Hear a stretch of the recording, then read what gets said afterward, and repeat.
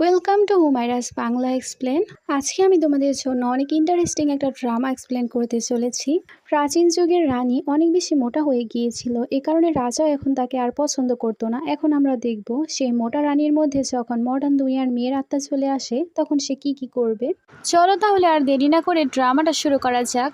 গল্পের শুরুতে আমরা আমাদের গল্পের নায়িকাকে দেখতে পাই। সে তার মেয়েকে দিয়ে তার বেল্ট বাঁধাচ্ছিল, কারণ সে এখন অনেক বেশি মোটা হয়ে গিয়েছিল। তার মেয়ের তাকে বলছিল, ম্যাডাম এবার তো আপনি অনেক বেশি মোটা হয়ে গেছেন, এবার তো আপনার ওয়েট আরও বেশি বেড়ে গেছে। আমাদের ফিমেল লিড তাকে বলে, যেদিন থেকে আমি আমার বাচ্চার জন্ম দিয়েছি প্রতি বছরই আমি অনেক বেশি মোটা হয়ে যাচ্ছি। মেয়ের তাকে বলছিল, অনেক বেশি দেরি হয়ে গেছে ম্যাডাম, আপনি তাড়াতাড়ি চলুন, সেরেমনি তো শুরু হয়ে যাবে। রানী তারপর তার সব মেয়েদেরকে বলে তাড়াতাড়ি করে তার বেল্ট লাগাতে। সে যেহেতু অনেক বেশি মোটা হয়ে গিয়েছিল, বেল্ট লাগাতে অনেক বেশি সমস্যা হচ্ছিল। আমাদের গল্পের নায়িকার নাম ছিল সারা। সবাই অপেক্ষা করছিল যে সে কখন আসবে। তখনই সে দৌড়াতে দৌড়াতে সেখানে আসে। তাকে তো এই জায়গায় অনেক বেশি ফানি মনে হচ্ছিল। সবাই অনেকক্ষণ ধরে তার জন্য অপেক্ষা করে বোর হয়ে গিয়েছিল।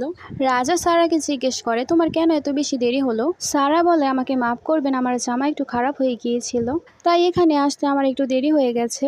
সারা তারপর তার ছেলেকে বলতে শুরু করে, তাড়াতাড়ি আমার কাছে চলে আসো, আমরা একসাথে গিয়ে দাঁড়িয়ে তারপর সেরেমনি পালন করি। সারাকে তার ছেলে দূরে সরিয়ে দেয় আর বলতে শুরু করে, তুমি তো অনেক বেশি মোটা হয়ে গেছো আর কুৎসিত হয়ে গেছো, আমি তো সব রিচুয়ালস কোয়ের সাথেই করব। সারা তাকে বলে, আমি তোমার মা, এই রিচুয়াল শুধু আমি পালন করতে পারবো। তারপরেও তার ছেলে তার কাছে যেতে চাইছিল না। সবাই সেখানে বলতে শুরু করে, তোমার মতো মা থাকলে কেই বা তোমার কাছে আসতে চাইবে।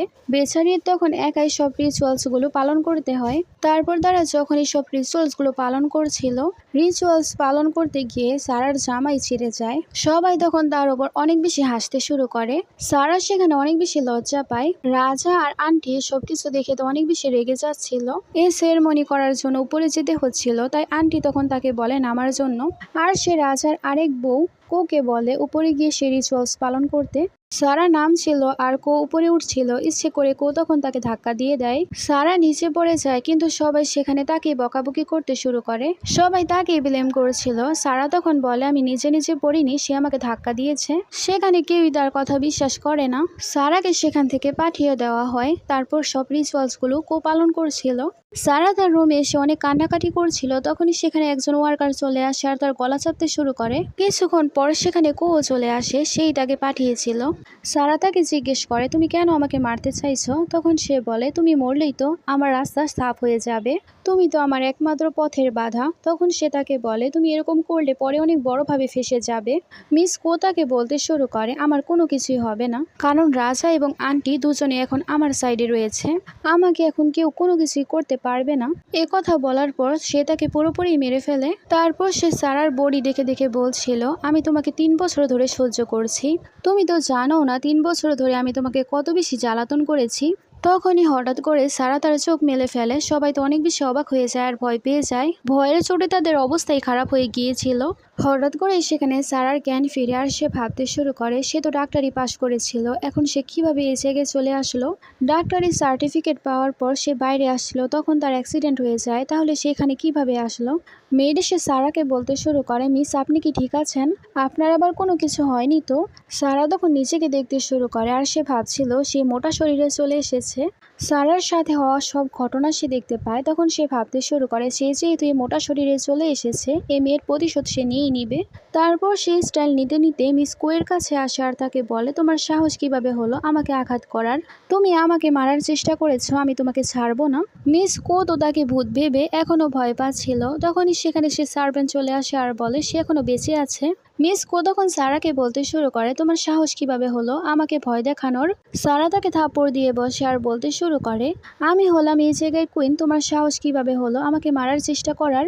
তুমি আবার আমার সামনে উচ্চ স্বরে কথাও বলছো। আর সে মিস কোকে বলতে শুরু করে, তুমি এখন নীল ডাউন হয়ে আমার কাছে ক্ষমা চাইবে। মিস কো বলে, কে তোমার কাছে ক্ষমা চাইবে? আমি তো ক্ষমা চাইবো না। মিস কোকে তখন সারা বলতে শুরু করে, আমি হলাম কুইন, তুমি যদি আমার কথা না শোনো তাহলে পরিণতি অনেক বেশি খারাপ হবে। আর সে মেয়েটকে বলে মিস কোকে 20টা থাপ্পড় মারতে। মিস কো তখন বলতে শুরু করে, তুমি যদি আমাকে হাতও লাগাও তাহলে আমি তোমাকে ছাড়বো না। মেয়েট তখন সেখানে তাকে থাপ্পড় মারতে শুরু করে।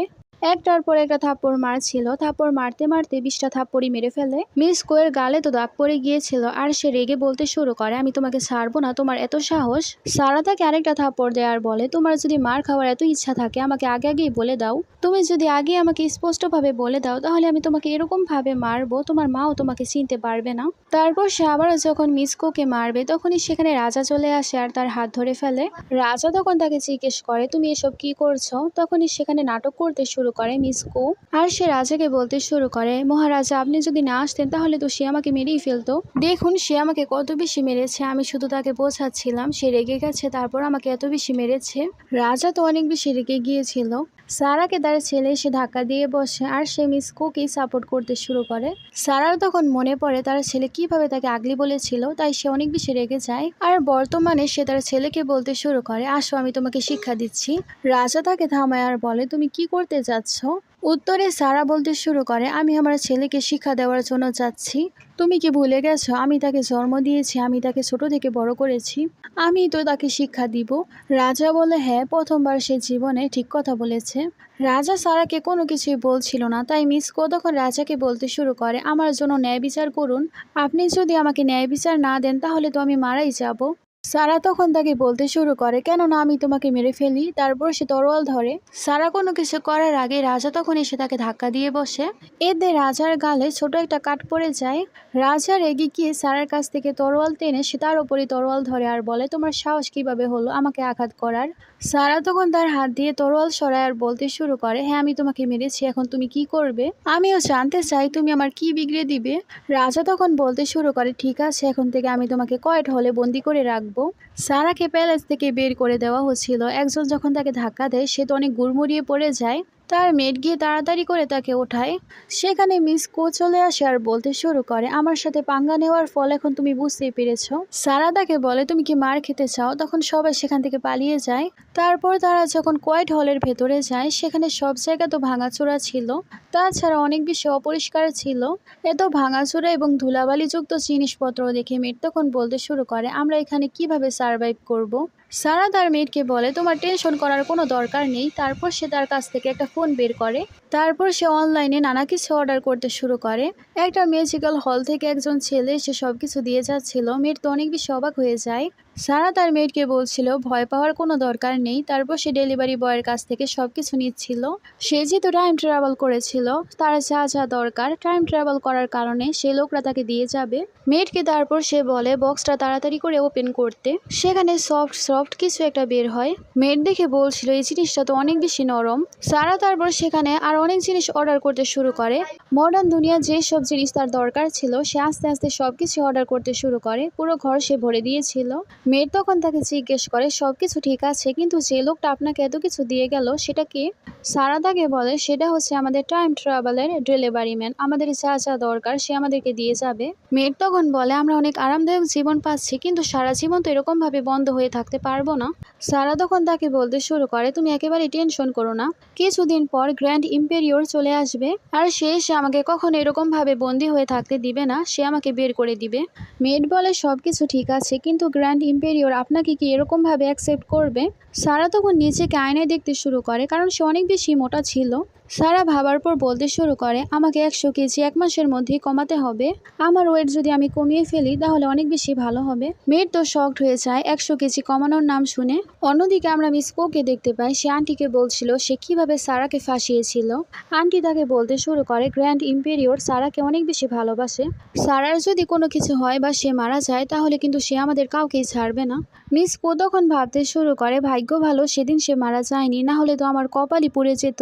গ্র্যান্ড ইম্পেরিয়র যখন জানতে পারতো আমি তাকে মেরেছি সে তো আমাকেই মেরে ফেলতো। আন্টি সেখানে মিস কোকে বলতে শুরু করে, তুমি চিন্তা করো না, এখন আমাদের ভালোভাবে সবকিছু প্রিপারেশন করতে হবে আর সারাকে গ্র্যান্ড ইম্পেরিয়রের সামনে নিচু করতে হবে। অন্যদিকে আমরা গ্র্যান্ড ইম্পেরিয়রকে দেখতে পাই সে ফেরত চলে এসেছিল, সবাই তাকে গ্রিট করছিল। গ্র্যান্ড ইম্পেরিয়র জিজ্ঞেস করে সারা কোথায়? তখন সেখানে রাজা বলতে শুরু করে সে তো কোয়াইট হলে।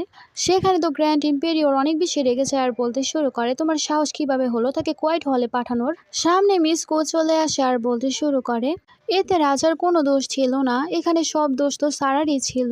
সারা জবে থেকে নৌকে জন্ম দিয়েছে সেদিন থেকে সে অনেক বেশি আলসে হয়ে গেছে আর কোনো কাজই করতে চায় না, অনেক বেশি মোটা হয়ে গেছে। তার কারণে সেই সেরেমনির মধ্যে আমাদের অনেক অসম্মানিত হতে হয়েছে। সেই ড্রেস সেরেমনির মধ্যে সে তার ড্রেসই ছিঁড়ে ফেলেছিল। তার কারণে রাজা অনেক বেশি অসম্মানিত হয়েছিল। তাছাড়া সে সুইসাইড করার চেষ্টা করেছিল আর সে রাজার গালেও কাট করে দিয়েছিল। এই কারণে রাজা তাকে কোয়াইট হলে থাকার শাস্তি দিয়েছিল। গ্র্যান্ড ইম্পেরিয়র বলতে শুরু করে, তাকে আমি ছোট থেকে দেখছি, এরকম কখনোই হতে পারে না। আমি সারাকে ছোট থেকে বড় হতে দেখেছি, আমি তোমার কথায় কিভাবে বিশ্বাস করব? গ্র্যান্ড ইম্পেরিয়র সোজাসুজি বলে দেয়, আমি তোমাদের কথায় বিশ্বাস করছি না। রাজা বলে, আপনি আমার কথায় বিশ্বাস করছেন না? আপনি আমার চেহারা দেখুন, সারা আমার চেহারায় কি করে দিয়েছে। তারপরও গ্র্যান্ড ইম্পেরিয়র তার কোনো কথাই বিশ্বাস করছিল না। আন্টি, মিসকো, রাজা সবাই সেখানে সারার বিরুদ্ধে নানা অভিযোগ তুলছিল, কিন্তু গ্র্যান্ড ইম্পেরিয়র তাদের কোনো কথাই কান দিচ্ছিল না। গ্র্যান্ড ইম্পেরিয়র রাজাকে বলতে শুরু করে, এখনই যাও আর সারাকে ডেকে নিয়ে আসো। রাজা তো নিষেধ করে ফেলে। তখন গ্র্যান্ড ইম্পেরিয়র তাকে জিজ্ঞেস করে, তুমি কি আমার কাছ থেকে কিছু লুকাচ্ছ? রাজা বলে, আমি কেন আপনার কাছ থেকে কিছু লুকাবো? তখন সে বলে, তাহলে সারাকে এখনই ডাকো, কেন ডাকছো না?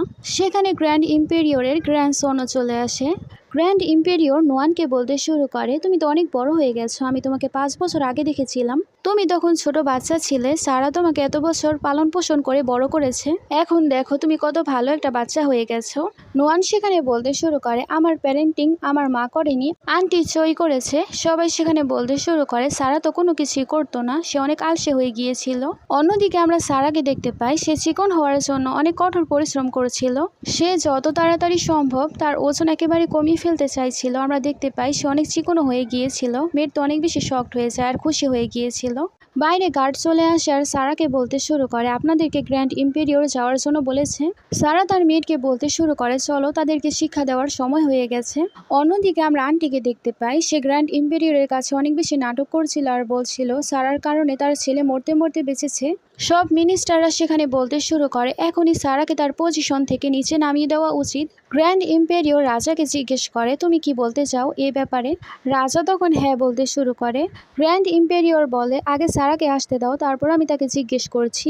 অন্যদিকে মিস কই ভাবছিল তার প্ল্যান কি এবারও কাজ করবে না, আর সে বলতে শুরু করে, সারা তো এখনো আসলো না, সে নিজের ভুলগুলো লুকানোর জন্য এখনো সবার সামনে আসছে না। সারা তখনই বাইরে থেকে আওয়াজ দেওয়ার বলে, কে বলেছে আমি আসতে চাই না? সবাই তখন পেছনে ঘুরে সারাকে দেখতে শুরু করে। সারাকে সবাই অনেক অবাক হয়ে দেখতে শুরু করে, কারণ সে অনেক বেশি সুন্দরী ও চিকন হয়ে গিয়েছিল। সব মিনিস্টাররা সারাকে বলতে শুরু করে, তোমাকে তো অনেক বেশি সুন্দর লাগছে, তুমি তো অনেক সুন্দর হয়ে গেছো সারা। সবাই সেখানে তার অনেক প্রশংসা করতে শুরু করে। মিস চই তো অনেক বেশি জেলাস হচ্ছিল আর বলতে শুরু করে, তুমি তো সারা হতেই পারো না, সারা তো অনেক বেশি মোটা এবং আগলি ছিল, সারা তো অনেক বেশি মুটকি ছিল, তুমি কিভাবে সারা হতে পারো? সবাই সেখানে তাকে খারাপ কথা বলতে শুরু করে আর বলে, সারা হয়তো ভয় পেয়ে গেছে তাই সে তার জায়গায় অন্য কাউকে পাঠিয়েছে, সারা তো অনেক বেশি মোটা এবং আগলি। তখন সবাই মিলে গ্র্যান্ড ইম্পেরিয়রকে বলতে শুরু করে সারাকে যাতে তার পজিশন থেকে সরিয়ে দেওয়া হয়, কিন্তু আমাদেরকে রাজাকে দেখানো হয় সে তো এখনো সারাকেই দেখছিল। আর সে মনে মনে ভাবছিল, আমার কেন মনে হচ্ছে আমি তাকে কোথাও দেখেছি। সারা সেখানে অনেক সুন্দরভাবে রাজাকে বলতে শুরু করে, আমার প্রিয় হাজবেন্ড, তুমিও কি আমাকে চিনতে পারছো না? আমি তোমার সারা, তুমি কি আমাকে চিনতে পারছো না? রাজা সেখানে বলে, হ্যাঁ, তুমি একটু চেঞ্জ হয়ে গেছো, কিন্তু তুমি আমার ওয়াইফ। সারা ভাবতে শুরু করে, যাই হোক, সে আমাকে চিনতে তো পেরেছে। সবাই যখন শুনতে পায় যে রাজা বলছে এটাই সারা, সবাই তো অনেক বেশি অবাক হয়ে যায়। সারার ছেলে তো অনেক বেশি অবাক হয়ে বলতে শুরু করে, এটা কি সত্যিই আমার মা? সারা সেখানে তার ছেলেকে বলতে শুরু করে, তুমি অনেক খারাপ ছেলে, তারপরও যাই হোক, তুমি অন্তত আমাকে চিনতে পেরেছো যে আমি তোমার মা। আগে তো আমাকে মা বলতে স্বীকার করতেও তোমার লজ্জা লাগতো। গ্র্যান্ড ইম্পেরিয়র সারাকে জিজ্ঞেস করে, তুমি কিভাবে এত বেশি পাতলা হয়ে গেছো? তোমাকে তো এখন আরো অনেক বেশি সুন্দর লাগছে। সারাও সেখানে খুশি হয়ে গ্র্যান্ড ইম্পেরিয়রকে বলতে শুরু করে, আপনিও তো এখন অনেক বেশি হ্যান্ডসাম হয়ে গেছেন। তারা দুজনেই সেখানে একে অপরের প্রশংসা করতে শুরু করেছিল। রাজা তাকে আবারও জিজ্ঞেস করে, তুমি কিভাবে এত বেশি পাতলা হয়ে গেছো? তখন সে বলে, সেই দিনের পর থেকে আমি ভেবে নিয়েছিলাম আমি এখন আমার ওয়েট কমিয়ে ফেলবো। এই 1 মাস আমি অনেক বেশি পরিশ্রম করেছি আর 100 কেজি কমিয়ে নিয়েছি। সবাই তো অবাক হয়ে যায় আর সেখানে সব মিনিস্টাররা বলতে শুরু করে, সে 1 মাসে 100 পাউন্ড কমিয়ে নিয়েছে, এখন সেই রানী হওয়ার যোগ্যতা রাখে। সবাই সেখানে সারাকে অনেক পাম মারতে শুরু করে। মিস চই সেখানে বলতে শুরু করে, আজকে তোমার জন্য আন্টি একটা জামা পাঠিয়েছিল, তুমি কেন সেটা পরোনি? তুমি কি তাকে ইনসাল্ট করতে চাও? আন্টিও সেখানে বলতে শুরু করে, আমার পাঠানো জামা তুমি কেন পরোনি? সারা তখন বলতে শুরু করে, আপনি কি সেই ড্রেসটার কথা বলছেন যেটা আমি সেরেমনিতে পরেছিলাম আর সবার সামনে জামা ছিঁড়ে যাওয়ায় আমাকে অনেক অপমানিত হতে হয়েছিল? ভালো হয়েছে আজকে আমি সে জামাটা পরিনি, না হলে তো আমার তামাশাই হয়ে যেত। এখানে সবাই সেটা জানতে পেরে যায় সেই দিন সেরেমনিতে যে জামাটা পরেছিল সেটা আন্টি পাঠিয়েছিল। আন্টি সেখানে বলতে শুরু করে, আমি কেন তোমার জন্য ওইরকম জামা কাপড় পাঠাবো।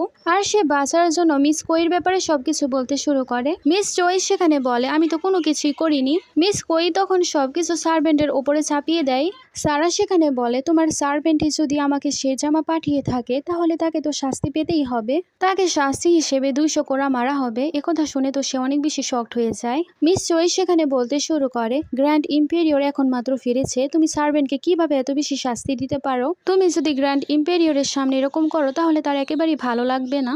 সারা তখন গ্র্যান্ড ইম্পেরিয়রকে জিজ্ঞেস করে, আপনার কি ভালো লাগবে? তখন সে বলে হ্যাঁ। তখন সেখানে মিস জয়ী বলতে শুরু করে, রাজাকে দয়া করে তাকে বাঁচিয়ে নেন, আমার ইনসাল্ট হওয়া মানে আপনারও ইনসাল্ট হবে। কিন্তু রাজা সেখানে তার কথা শোনে না। সেখান থেকে সে সার্ভেন্টকে শাস্তির জন্য নিয়ে যাওয়া হয়। আচ্ছা, তোমাদের কাছে এই ড্রামাটা কেমন লাগলো আমাকে জানাবে। পরের পার্ট খুব শীঘ্রই দেওয়ার চেষ্টা করব। তোমরা সবাই ভালো থেকো। Thanks for watching.